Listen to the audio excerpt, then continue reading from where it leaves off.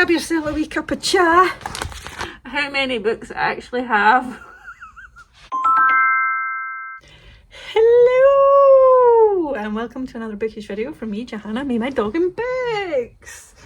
I am coming at you today. I've got a wee, it's a lovely sunny day, but it's still cold, so I have the blanket. I have not cross-stitched this. One day I will though, one day I will. So I put a wee poll on my Instagram for any of you that follow me on Instagram, asking what you wanted this video to be. So it was either going to be a massive library haul, as in all the library books I've currently got and talking to you about them, or spring new releases. And it was a close one. The library one just got ahead of it. So I'm going to do this one, and then next Wednesday I'll do spring new releases for you. Now I'm going to see if I can, wait you see. I actually haven't counted how many books. Oh, this is going to end in disaster, friends. Wait you see, I haven't actually counted.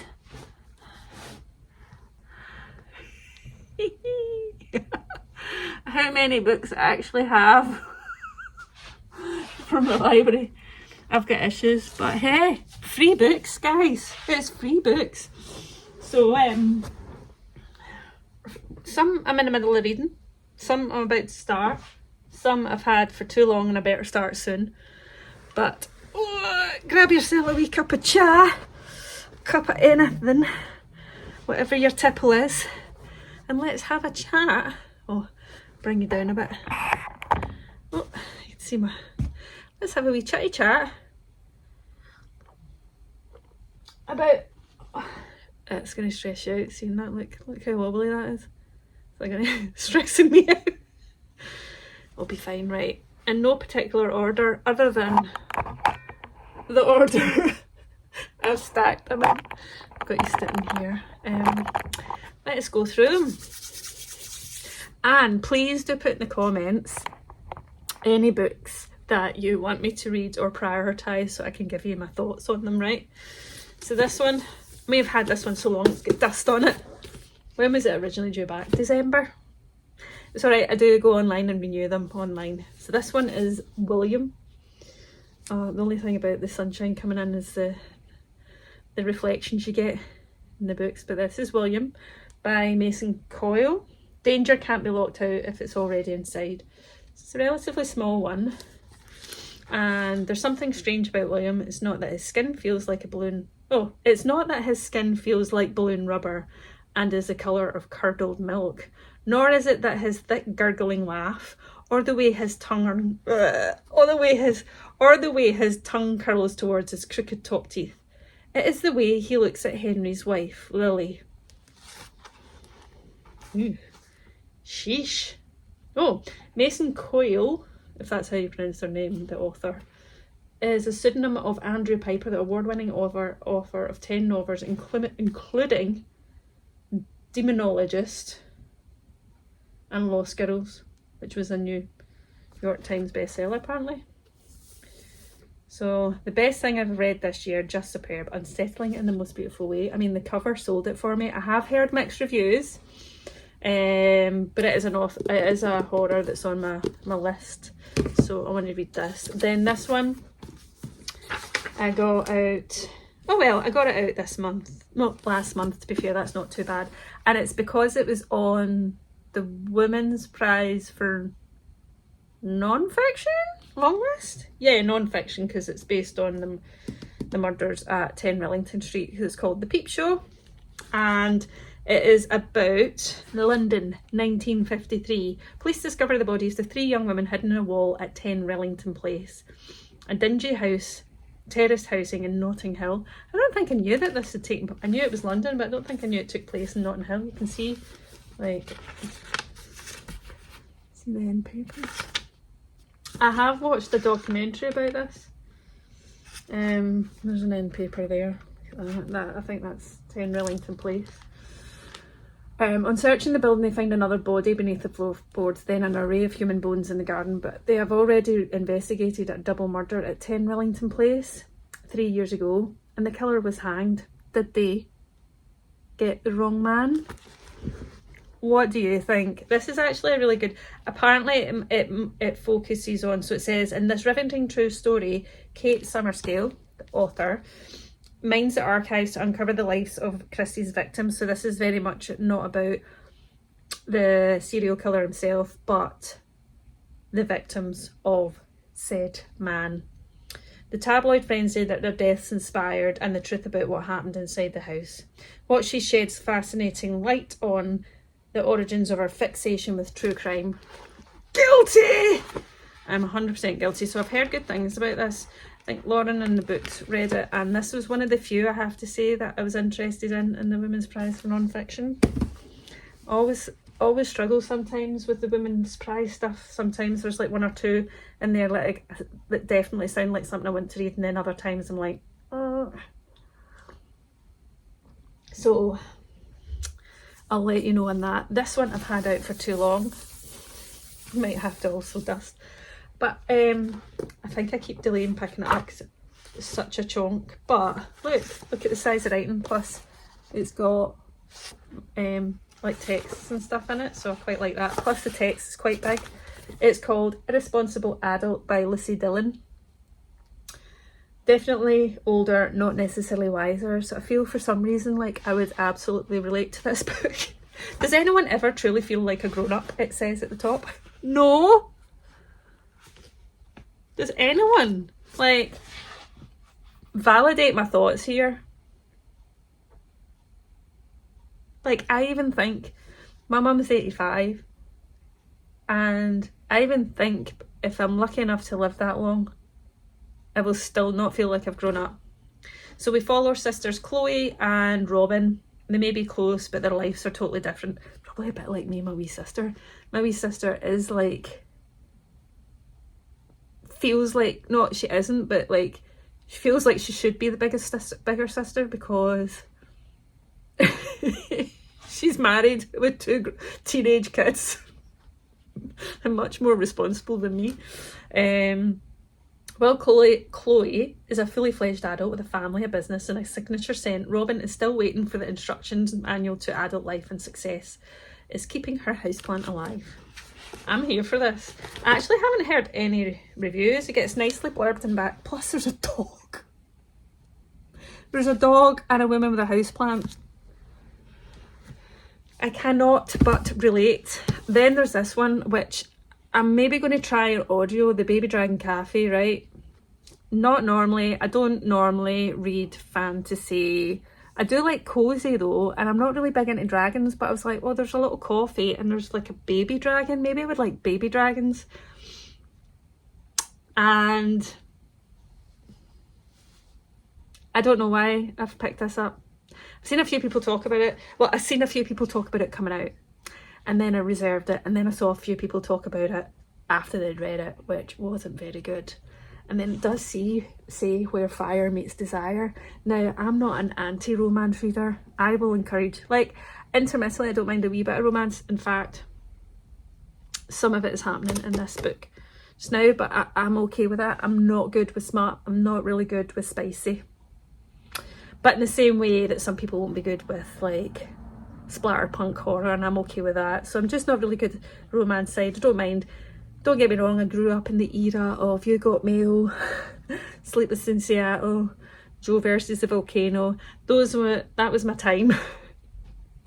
So when it says where fire meets desire, I'm a wee bit concerned. I'm like, if I read romance, it has to be closed door. Recommendations below, please. So I don't know. Let's read the first line, right? Let's see what it says. Safrina Margala had hardly had a moment to catch her breath all day. The Baby Dragon Cafe had been extremely busy, which was a good thing, she reminded herself, even as her feet ached.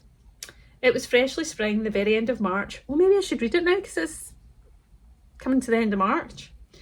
More and more people were coming out to town, spending their lunch breaks and evenings walking around the main street, which resulted in better foot traffic for the cafe. I mean, it's quite observational. I do not know. This one I put on my list because of the cover, but also one of my lovely friends on Instagram, Zoe, got an arc of this back in the day when it came out. When would that have been?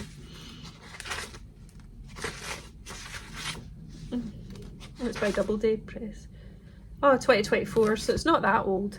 And she basically managed to recreate this toast, which I am pretty impressed about. It's called Sandwich, and gets loads of blurbs on the back. Loads of blurbs. And it says, a joy in book form, a piece of perfection. And it's from the author who wrote We All Want Impossible Things, which I have heard of but I've not read. Does that ring any bells to anyone? Does that ring any bells? It says, 1 week in Cape Cod, the perfect family holiday, what could possibly go wrong? As someone that has once been to Cape Cod many years ago, I am here for going to Cape Cod. For the past 2 decades, Rocky has looked forward to her family's yearly escape to Cape Cod, their rustic beach town, yada yada. Now sandwiched between her children who are adult enough to be fun but still young enough to need her, and her parents who are alive and healthy, Rocky wants to preserve this golden moment forever. This one precious week when everything is in balance, everything is in flux. But every family has its secrets and hers is no exception. So I'm kind of here for this. It's actually not that long. She looks like a lovely smiley author, doesn't she? 226 pages. And big font. I say big, it's not large font, but I just like big font. It's my eyesight. It's my eyesight that's getting on a bit. Then we have one that I think I'm going to pick up, if not at the end of March, like now, or the beginning of April. It's called Lost in the Garden. I think it's horror.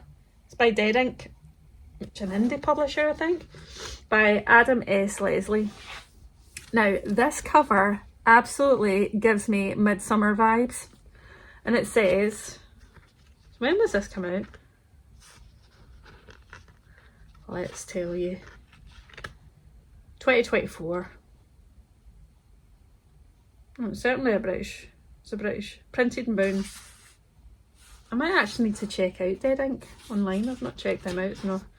I'm liking it. Short chapters. I don't know what it is about short chapters, but I feel like I'm accomplishing something if there's short chapters. I feel like progress is being made as opposed to very long chapters. Just letting you know, Stephen King is terrible doing that. Anyway, I'm not going to read all the blurb because that's boring, but it says here at the top, like an old wives' tale, like a piece of wisdom passed down through generations, which no one questioned or even thought about too hard. Like folklore, it was just something everybody knew, a rule to be followed. Don't go to Albany. No, that's not. Don't go to Almanby. Creepy, dreamlike, unsettling and unforgettable. You're about to join the privileged few who come to understand why exactly we don't go to Alman Bay. I have to say it really slowly because my tongue won't go over that. Almanby. Anyway, it's blurred by Eric LaRocca, who is a weird horror writer that I love. So yeah, how cool is this cover? We'll be reading that soon. Then there's this one. It is Hermit by a Glasgow author. Who I only found out David works with someone who knows him. How weird is that? It is a small world, so technically I know the author.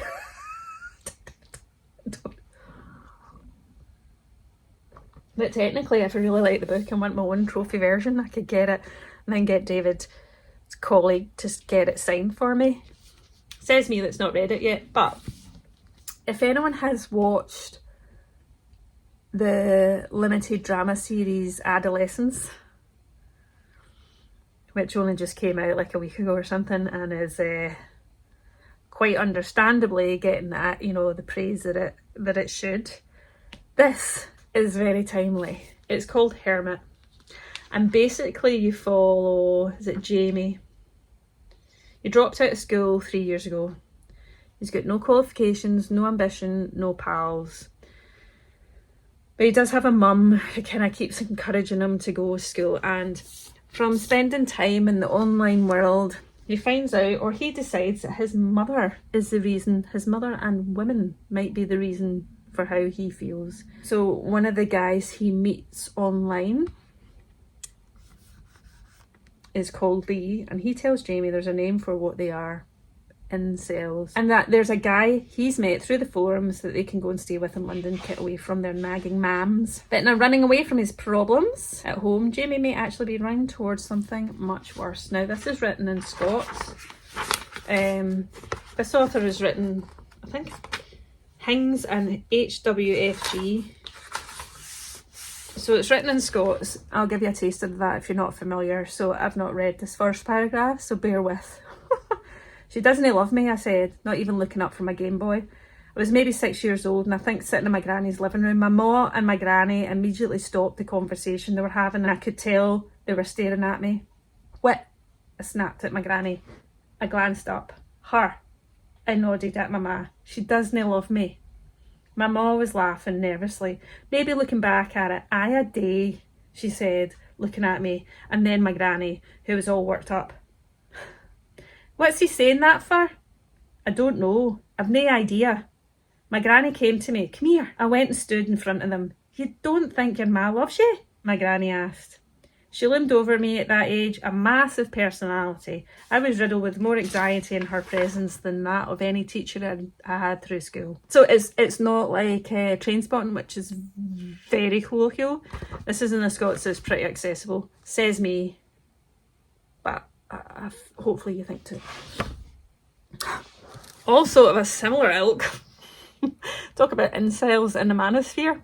We've got fiction and we've got non-fiction, which I picked up just after seeing it. I think I maybe showed this in one of my weekend reading vlogs, which was Clown World. 4 years inside Andrew Tate's Manosphere. So this follows, is it two journalists, right? Infiltrate Andrew Tate's war room and uncovered the truth about toxic masculinity's figurehead. This may terrify me. This may get me all sorts of angry, but I think I need to read it. In 2022, Andrew Tate went from a little-known kickboxer and failed reality TV star to a lifestyle icon for legions of men and boys, and a figure that would define a new era of misogyny. I don't know who, so Jamie... Oh, right, okay. So Jamie Tahsin is an award-winning documentary director, producer and journalist from South East London. Jamie's best known for the Emmy-nominated Vice documentaries, The Teenage Mafia Academy and The Dangerous Rise of Andrew Tate.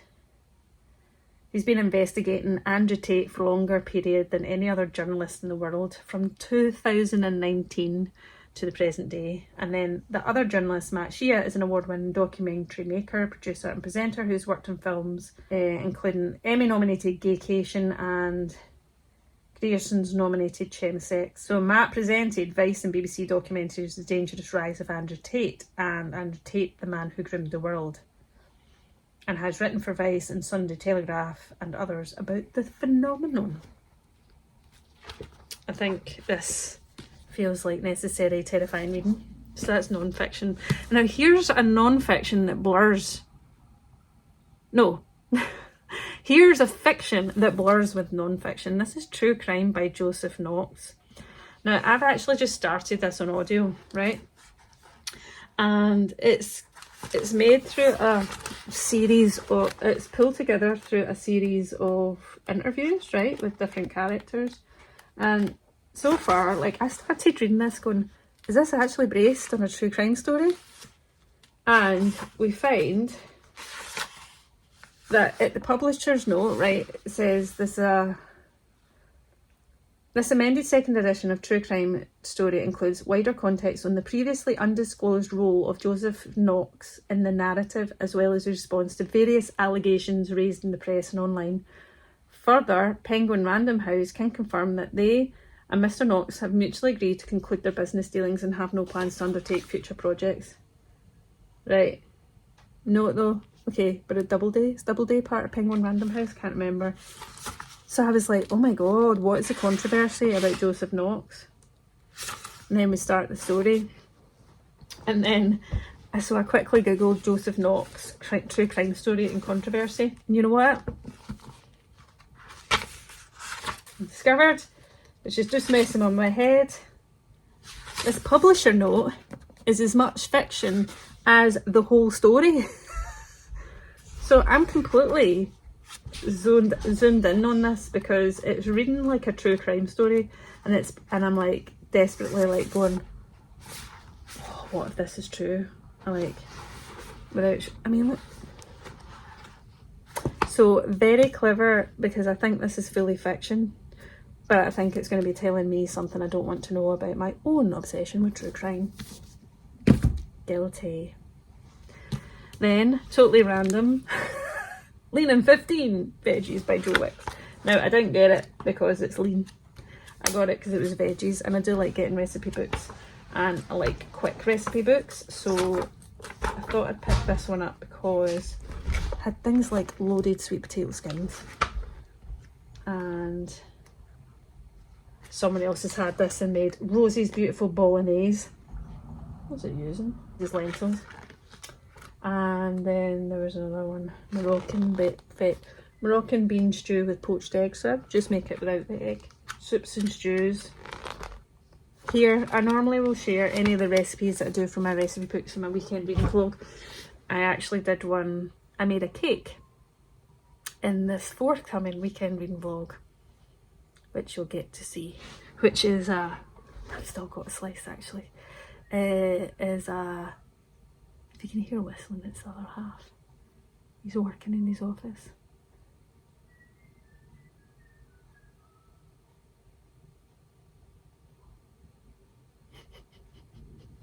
Anyway, I will carry on. I think that's the only recipe book I've got here. Yes, it is. Then I picked up this because social media blows my mind. I have a love-hate relationship with social media. And so when I saw this message deleted, I was like, oh, this sounds good. So I've never heard of this before, but it says Guaranteed Page Turner by T.M. Logan, who I do like as a thriller writer.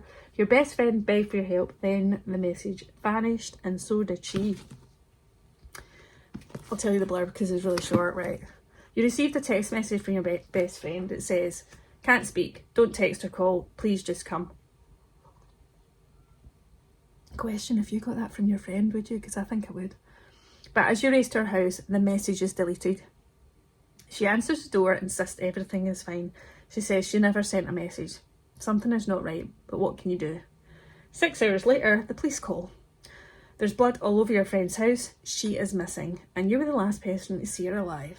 Now, I've not read this author before. What's she written? They, I say she, it might be a he. Just made assumptions. Oh, quite a few. First time, I don't think I've read any of them. So if you've read this thriller author, let me know. Then at the weekend there, I was at a bookish event as part of Glasgow Comedy Festival called Books and Banter, and it had our previous sort of First Minister, which is kind of like Scotland's Prime Minister, kind of Nicola Sturgeon, who loves books, and Val McDermid, the crime thriller writer, and they had two guests, Ashley Storey and Christopher Brookmyre. So Christopher Brookmyre is a Scottish crime writer, and he does loads of book festivals and stuff, but this is the first time I've actually seen him talk, and I'd realised I have never read a Christopher Brookmyre book in my life, so I felt a bit guilty, you know. So when I was at the library, I picked up this one called, I was trying to find a standalone one because he does a couple of series, I think this is a standalone one. It's called The Cliff House. 1 party, 7 secrets, 1 worth killing for. And I'll give you the blurb because it's not that long. It says, Jen's hen party is going to be out of control. For any Americans, a hen party is a bachelorette party. Or Canadians, I don't know, what if you're not from Scotland or UK, what do you call a hen party? A party that women tend to have before they get married. She's rented a luxury getaway on a private island. Those kind of things in a thriller never bode well. The helicopter won't be back for 72 hours. They're alone, they think. As well as Jen, there's the pop diva and the estranged ex-bandmate, the tennis pro, the fashion guru, the embittered ex-sister-in-law and the mouthy future sister-in-law. To be fair, if they're going to a private island in a helicopter, this is full of rich people, so I feel like this might be fun watching stuff happen to privileged rich people. It's like a combustible cocktail, one that takes a little time to ignite, and in the midst of the drunken chaos, one of them disappears. Then a message tells them that unless someone confesses her terrible secret to the others, their missing friend will be killed. Problem is, everybody has a secret and nobody wants to tell it. Well, this sounds fun. And it gets loads of good blurb by other thriller writers. Have you read a Christopher Brookmyre ever? And if so, let me know. Then I picked this one up purely for the cover and I have no idea what it's about. Well, kinda do, given the title. It's called Clickbait by Holly Baxter. A novel. And it says, the first thing they tell you when you begin your training is never become the news. Natasha has screwed up big time. Her mistake wasn't just an embarrassment that went viral, it was the breach of journalistic ethics that cost her a prestigious reporting job in London. Back in New York at 35, divorced from a kind man she loved, she finds herself demoted to the bottom of the media food chain. A junior reporter at a clickbait factory, rewriting sensational tabloid stories just to be different enough to avoid lawsuit. Razor sharp, I laughed, I cringed, I couldn't stop reading. Oh, that's by the author who wrote The Quiet Tenant. 5-star read, loved it. Not read this one. And then another one I'd mentioned in one of my books, I think maybe the start of the year or the end of the year. I mentioned is one that I was looking forward to coming out. It's come from Michael Joseph Publishers. It is The Cursed House by Sandeen. And this was one I'd read the blurb and I thought it sounded really good. Now I can't remember, did this come out this year or no? It must have been just towards the end of last year. So it was ones I would have been looking forward to. Horror or supernatural as they've written here, but it's down on horror. So this is following Louisiana 1962. The Duchon D-U-C-H-O-N family has always been a little different. Light-skinned enough to pass as white, they always felt superior to their black peers, ensconced in their palatial but decrepit New Orleans mansion. Meanwhile, in Chicago, we've got Gemma. She's desperate to escape another winter in the freezing cold. And the spirits she has always been able to see. When Gemma receives an unexpected job offer from this family, she can't say yes soon enough. It's not long before Gemma realises she's been lured to the south under false pretenses because the Duchan family are trapped in their home by a curse, and they have reason to believe that Gemma is the one who can break it. Yes, yes, yes. So, I've not read anything by this author before. Sandeen lives in northeast Florida, where she works as a copy editor and writes speculative fiction. Oh, I do love a bit of speculative fiction. So I just literally picked this up like today because I'd requested it. Then completely different, contemporary fiction. Contemporary and a bit historical, because it's got two timelines. It's got Frankie by Graham Norton. This is the first Graham Norton I have ever read, and I'm reading it because I've got it for Lauren the Book's March book club, which is Sunday coming, and the end of March. And this was the one that would be chosen because she had 2 books in our Patreon book club, and they were Irish books, and this one was picked. I had no idea what it was about. So far, I'm halfway through and I'm ruddy loving it. So we follow Frankie, who's the main character. It says actually you should be the main character in your life, but Frankie never was. So we're introduced to Frankie, who's 85, I think. She's 85. She's in her mid to late 80s, right? And we're introduced to her through Damien, who's a home care worker. He goes in and stays overnight with Frankie, but we are soon introduced to Frankie telling a bit about the story of her life to Damien of those evenings.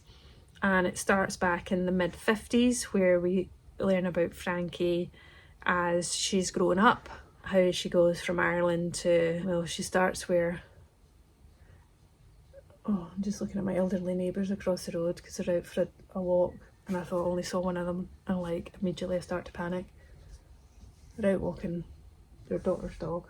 Anyway, sorry, I digress. So we start to hear more about Frankie's life, which starts in a bit of a not very nice marriage very early on, and then quite quickly that changes. Anyway, my goodness, Graham Norton can write amazing elderly characters, and I am loving the storytelling here, and I'm loving learning about Frankie. She is such a lovely protagonist, and it reminds you of the fact that I think as you get older, like older people in society, certainly in Western societies, are kind of looked at, and people looked at and are ignored a lot to an extent, and people can forget that they have lived a life and had so many experiences and have so much to give, and this is giving me all the wonderful vibes. I am really, really enjoying this. That's me about halfway through, and only started it the other day. Then I got The Days at the Morisaki Bookshop, which is a tiny little, how many pages is it? Like, only 147 pages. And I got this out, it's actually due back. So we've got Hidden in Jimbocho, Tokyo is a book lover's paradise. On a quiet corner of an old wooden building lies a shop filled with hundreds of second-hand books. So immediately we have a book about a bookshop, obviously.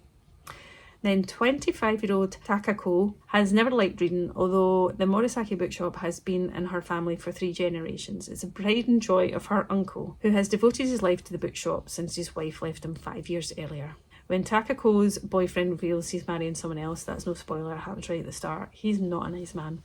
She reluctantly accepts her eccentric uncle's offer to live rent-free in the tiny room above the shop. And so we discover more about Takako and her uncle's relationship, the wonder of the bookshop, and this gave me just wonderful, bookish, the joy of books, the joy of story, the joys that people get from books. This was just such a warm, comforting read, and I highly recommend it. And the good thing is, there is another book called, what's it called? More Days at the Morisaki Bookshop. And then I have List of Suspicious Things by Jenny Godfrey. Now, this is a little book. It's actually quite a chunk of a book. What am I talking about? 450 pages, so it's a biggie. This is a book about 2 young girls. I don't know how old they are. Miv and Sharon. It's set at the times when Maggie Thatcher was Prime Minister in the UK. Late 70s, 80s. And Miv is convinced that her dad wants to move their family down south. So I think they live in Yorkshire because of the murders. And she says leaving Yorkshire and her best friend Sharon simply isn't an option, says Miv. So Miv and Sharon decide to make a list of all the suspicious people and things down their street, people they know, people they don't, but their search for the truth reveals more secrets in their neighbourhood, within their families and between each other than they ever thought possible. What if the real mystery Miv needs to solve is the one that lies much closer to home? Because they think if they create the list of suspicious things and people that they'll like have the answer. Oh, there's another dog out there and he's just looking. Sorry. They have the answer to the murders and therefore her dad won't make them move.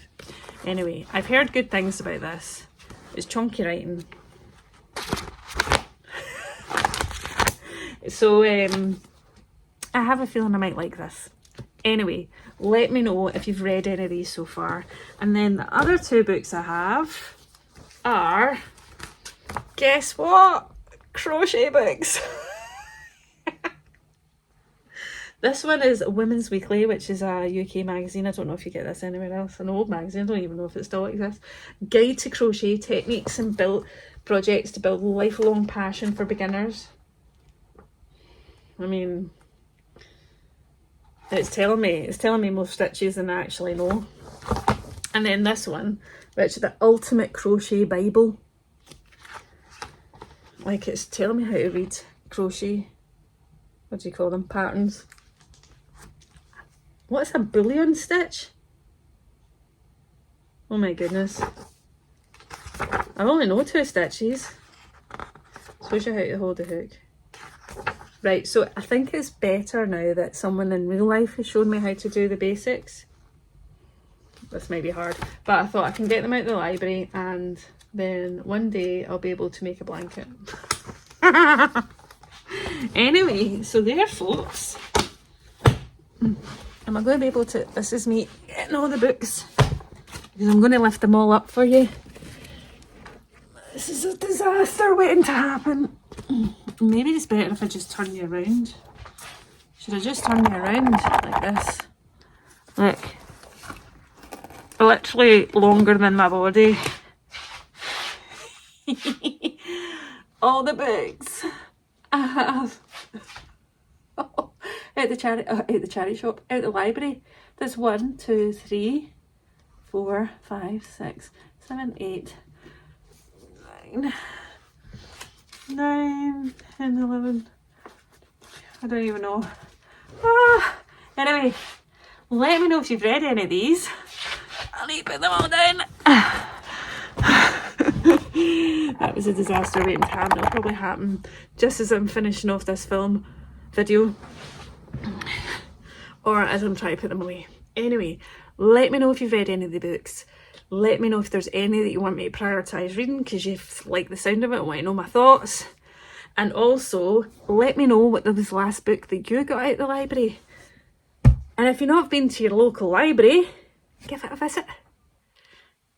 Anyway, for now, and until next time, thanks for watching, for liking. Please do comment. I'll give you a reply. I'll always read all the comments, reply to each and every one of you. And if you watched this far and don't have anything to say, give me a stack of books emoji.